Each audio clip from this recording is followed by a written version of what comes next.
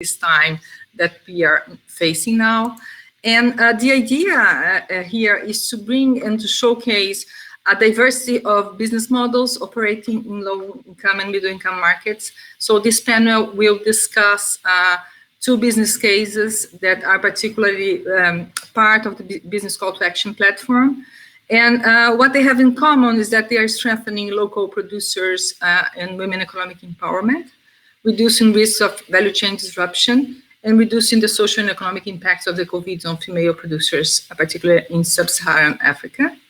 So Business Call to Action is particularly streamlining gender equality and best practices on women economic empowerment.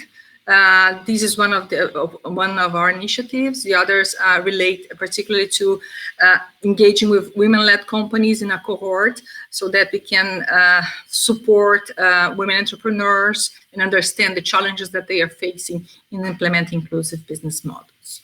So in this panel, we'll have Liz Curtis, that is founder and CEO of Kuli Foods, that has developed a green superfood Moringa, working with female farmers by producing job opportunities and improving nutrition in 13 countries around the world. And we also have Justine from L'Occitane. She's joining us pretty soon, that will talk about L'Occitane's work over 30 years working with women's cooperatives through fair trade to reduce the environmental impacts of shea butter processing in Burkina Faso. So Lisa, over to you. We'd like to listen your interesting business case. Tell us a little bit more about your lessons learned, particularly how Kuli is dealing with your business models and facing the challenges brought by COVID-19. Thank you. Over to you. Yeah, thank you for having me, and thank you for putting together this discussion on such an important topic. I think, it's easy sitting here in California where I am to just be thinking about, oh man, how do I get groceries, or, and really not thinking about how much more this is impacting people all over the globe. So Kuli is about a 6-year-old company. I started the company after working with this super green Moringa and the Peace Corps. So as you talked about, that's the leading product that we sell. So we actually sell Moringa in the form of powders, bars, and energy shots across about 11,000 stores in the US. And that enables us to work with about 2,400 small farmers, primarily African women, to help them plant these Moringa trees, harvest them, process the leaves into a powder, and then sell that powder to us, that we then sell across all these stores in the US. So we've developed a sustainable business model and really tried to put women and small farmers at the forefront of it. It's been an interesting year for us. I think, when we first came into 2020, there were so many high expectations in the world of 2020 is the year of all these great things happening. And I think for us as well, we had a lot of, new business that we had lined up. We were planning to grow our supply chain quite a bit. And then with COVID-19, we've had to put a lot of that on hold. So we, have not been able to import any Moringa from our suppliers since this started. So really since mid-March. And we've been trying to figure out, both when we're going to be able to import more Moringa, and then also how we can support them through this time. Because like you said in your opening statement, I think a lot of the women we work with in Africa in particular are facing countries that are very locked down, making trade very inaccessible. And that's causing a really severe economic hardship to the point where people are struggling to feed their families, struggling to, just come up with enough money and food to live their daily lives. So we've been doing a lot to try to do kind of what purchase order financing we can in terms of prepaying for a lot of the Moringa. So we've prepaid for about $400,000 of Moringa, 0 interest. which is money our suppliers are using to basically sustain themselves and their communities. And then the hope is that once they come out the other side of this, that they'll be able to sort of pay us back in Moringa. And we're also just doing a lot of kind of listening and supporting, trying to build connections with nonprofits or other organizations for them. So one thing that I'd like to listen from you is that what are the key challenges that you have faced in terms of, you have an inclusive business model, right?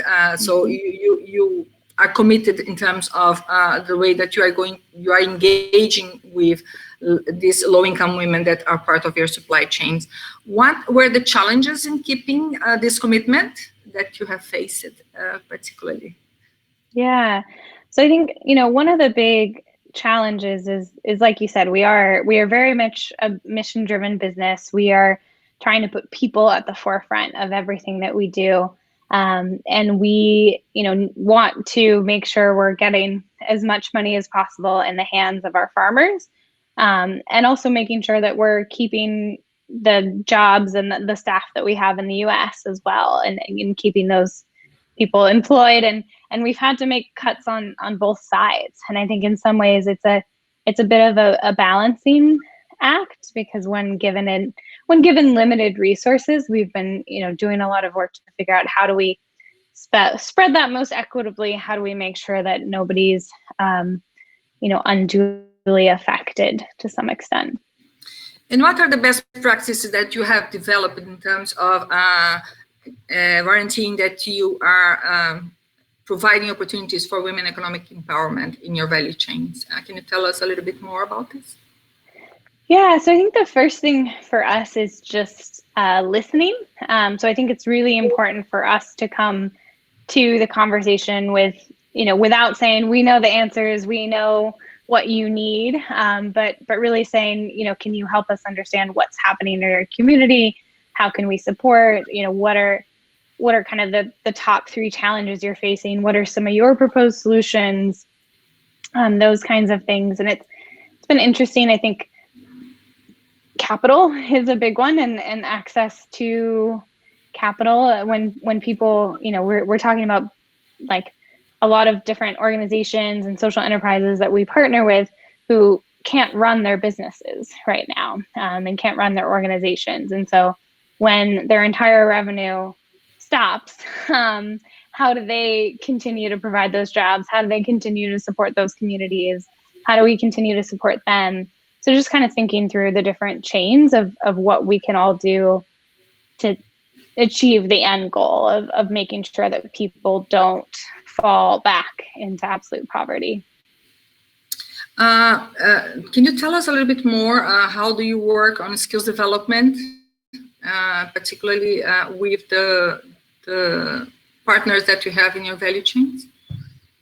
Yeah, so we've traditionally focused a lot of the sort of skills and development work around nutrition.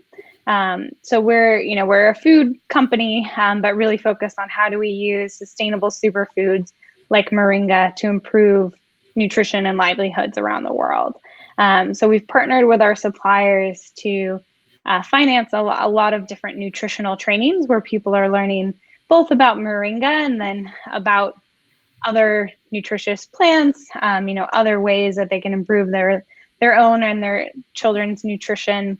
We find in a lot of communities that we work with, there's a relatively limited understanding of what a balanced diet looks like. And so, you hear kind of like, well, you eat food that fills you up.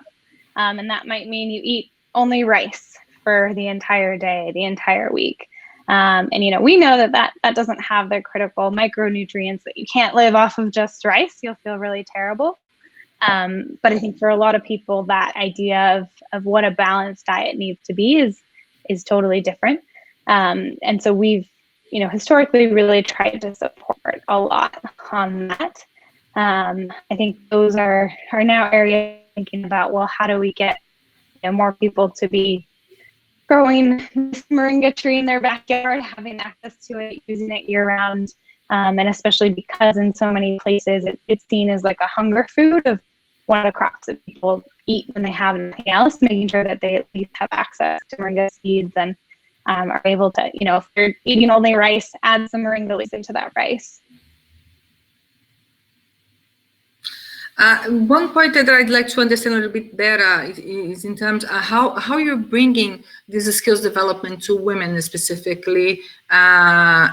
Do you have you tailored your business model just to address these specific demands coming from women? And the other point has to do with access to finance. You mentioned, of course, the challenges to access finance, but do you have any best practices in terms of providing access to finance to low-income women? Yeah, so I guess I'll take those kind of two-part questions. So I'd say on the skills development side, so all the work we do, we don't actually have Kuli staff on the ground in all of the 13 countries that we source from. Instead, we partner with different organizations. So sometimes that's, a local social enterprise. So for example, we have two amazing partners in Uganda, run by, one is a women's cooperative run by a Ugandan woman. One is a brother-sister team running like a Ugandan social enterprise. We also have, like in Haiti, we partner with the Clinton Foundation and other organizations. We've partnered in the past with the Millennium Challenge Corporation.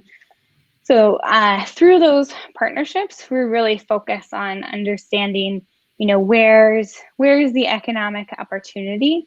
And so I think the exciting thing about moringa is that it is a crop that people can sell and earn, 4 times as much as they would selling corn or millet or many of the local staple crops. And so often the barrier to entry isn't so much growing it, it's a pretty easy tree to grow, but processing it and then processing it in a way that meets international standards. So we have some different quality consultants that we work with that will actually go out to the farms and help people understand, what's the best way to process it, how to grow it, how to be able to, run basically a food manufacturing center in the middle of rural Uganda, for example. It's not easy to do, but it's really beneficial when we can figure out the right way to do it, because it provides an economic opportunity that wouldn't be there otherwise.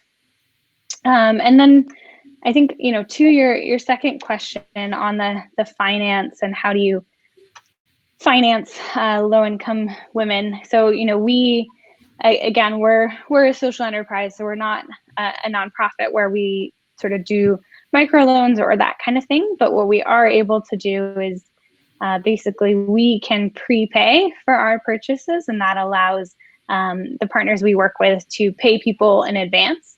Because one of the challenges is if they only get paid, once the product's sold, that can be, 2 months from growing it to harvesting it to seeing that revenue. And so our goal is to provide a steady year-round stream of revenue. Okay. Lisa, can you tell us a little bit, what are the differentials that you can find in operating low-income markets when you embrace an inclusive business model? The difference is then just running like a regular business, or? Yes. Yeah. I think there's a lot of differences. I think, we source directly from small farmers. So a lot of folks who are sourcing, cacao or any other number of products are going through generally like a series of middlemen. They'll have somebody in country who's aggregating that product from a bunch of small farmers. That aggregator will sell to another person who will sell to like an international commodities broker. So there's often, many cuts and many people taking a cut of that money. And so one of the things that we really pride ourselves on is going direct to the farms. That is a lot more work. It requires a lot more patience and I think a lot more assistance, particularly on the quality control side. But it is definitely more impactful. Okay. And also overcoming some infrastructure gaps and trying to fill some gaps in development that sometimes you not necessarily need if you are operating in other markets or even if you are a multinational company sometimes, right? Yeah. I mean, there's a lot of gaps, and I think some of it, like basic electricity to run the factories, and so we've tried to find ways of helping some of our different suppliers go solar. There's often issues with roads. We've had like a truck overturn on the way to the port, and that was we sort of helped finance some of the hospital bills from there. So lots of things that come up when you're working in the developing world that I think don't come up as much just from our US side of the business. Lisa, I think that Justine is still having problems in joining us, so I'll open for questions. Please feel free to send questions to Lisa in the chat box. I think that Sheila has already opened for questions.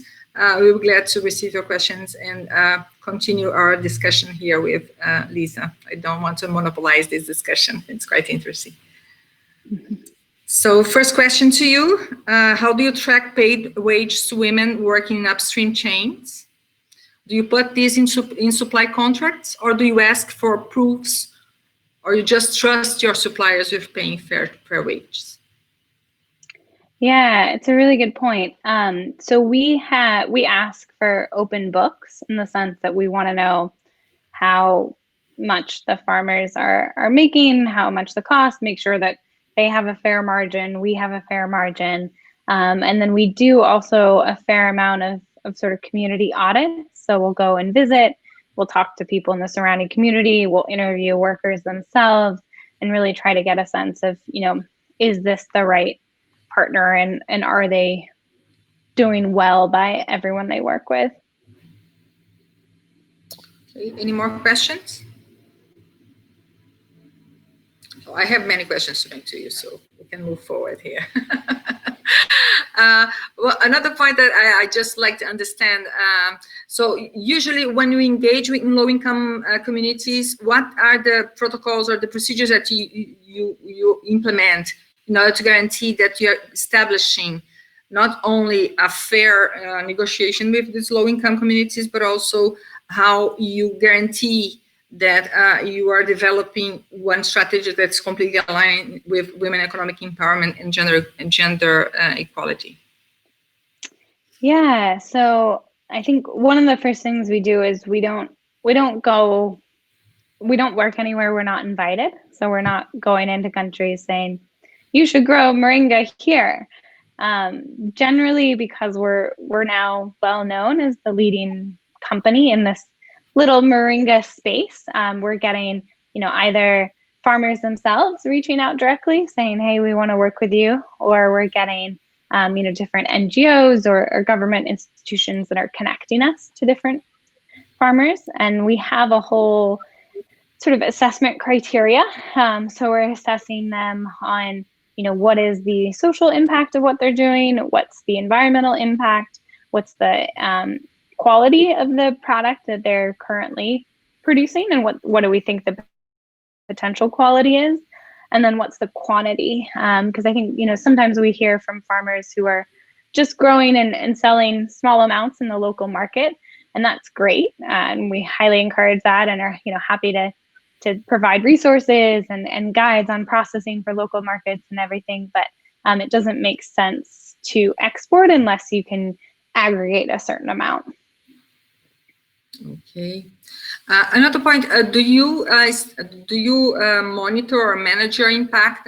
Do you have you internalized specific practices on this? Yeah, so there's no fair trade certification for moringa yet. We've looked into it a couple times. We do have fair trade on our cocoa powder and some of the other products we use. But what we've been doing is doing sort of our own impact reporting. And then we also, as a certified benefit corporation and B Corp, we actually do report to them as well annually. And then many of our investors are also impact investors. So they sort of do an audit of us as well. So Lisa, you are a women entrepreneur yourself. Mm-hmm. Yeah. Tell us a little bit more about the challenges of being a women entrepreneur, and how do you see yourself in this dialogue with these low-income women that are there working with you, that are your business partners in your value chain? Yeah, I think it's great to have women CEOs. I think a lot of the partners who work with us like the fact that we're a women-owned business. I think from a sort of US standpoint, it can sometimes be more challenging for me to get people to take me seriously and to raise capital. And when they look at me, they're like, "You're young, you don't know what you're doing. Like, what is this superfood?" So for a while, it was really hard to raise any funding. And then, when we got into Whole Foods nationwide, we started getting a lot of other traction. Now we're in 11,000 stores. And so now they can sort of see like, oh, this is a real business. This is growing. This is working. So that's gotten a little easier. I think on the, supply chain side, it's definitely made it more relatable. So we are, able to really, we work mostly with women. Most of our team in the US is women. So it's kind of a fun way to be able to relate to a lot of the women that we work with. So we have another question here. Maybe I have missed this, but does Cooly do any of the production in any of these countries of the South and sell to these communities, or is the Moringa only being sold in the US or in other high-income markets? Yeah, that's a great question. So all of the suppliers we work with sell locally. So they sell Moringa, on the local market. Sometimes just in powder form. Sometimes they'll do Moringa oil, other, even Moringa bars, some of them have done, which is great because that's something we've been selling here in the US. And then they do the first stage of processing. So basically they pull the leaves off the tree, wash them, dry them, and mill them into a powder. And then that powder is what they then ship here to the US. And so we do the final step of the processing.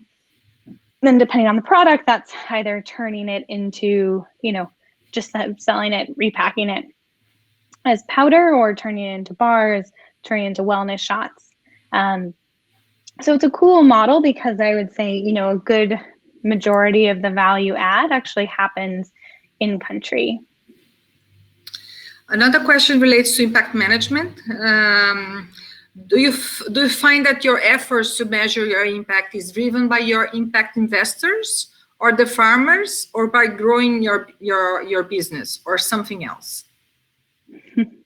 Yeah, good question. I actually think that it's driven by me and my team wanting to understand that what we're doing is having a positive impact on the world. And I think, we have an incredible team that could probably make a lot more money somewhere else working for much bigger companies. And they really want to know and understand, are we making the impact that we've set out to?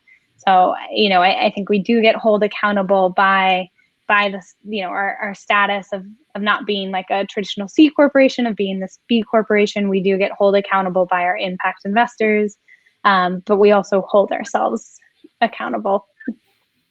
Okay. Any more questions coming from the public? Maybe not. Yeah.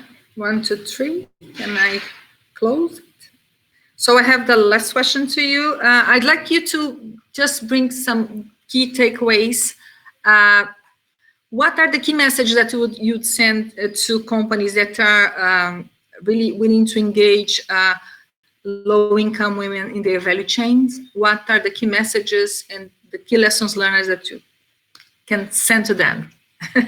Yeah, so I think one of the key things I would say is that I think that, as society continues to progress, that consumers are going to hold companies more and more accountable for how they produce the product that we make. I think that, more and more we want to know where the product comes from, who grows it, how does it impact the world around us? And we want to know that, especially with food. So I think it's a really important time for every company, big or small, to be really understanding their own supply chain and making sure that that aligns with the values that they want to uphold. And I think in terms of our lessons learned, I think, start by forming deep, long-lasting partnerships. Many of the suppliers we work with, we've been working with them for 4, 5, 6 years. We've also been working with them for many years, often before they've been able to sell to us, before they've been able to sort of hit our quality standards. And so this is long-term sustainable development. It's not something you can snap your fingers and make it happen overnight, but I think that it is absolutely worth the effort. It's worth the effort for me. It's worth the effort for my team. And I think our consumers really value that effort as well. Okay, so any more questions coming from the public? I think we can close the section. Oh yeah, here, last question for you. Sorry for this. Do you partner with local NGOs, startups, companies to assist upstream chains in improving managing risks and reporting about sustainability KPIs? Yeah, we've partnered with a couple local NGOs just in the different places that we source from.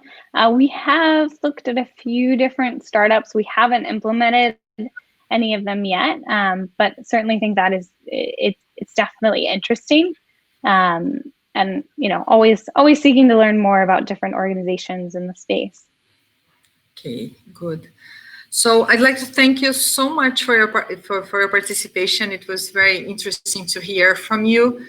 I hope that this session has inspired also our attendees on how to recover stronger from COVID and create opportunities for women by establishing gender-inclusive business practices where women have equal opportunities to advance their lives. Thank you for participation and for engagement in this conversation. Very nice talking to you. We hope we can get in touch with you soon. Thank you so much. Yeah, thank you so much for having me. I'm looking at all the chat. Thanks everyone for joining. Appreciate it. Thank you. Bye-bye. Bye.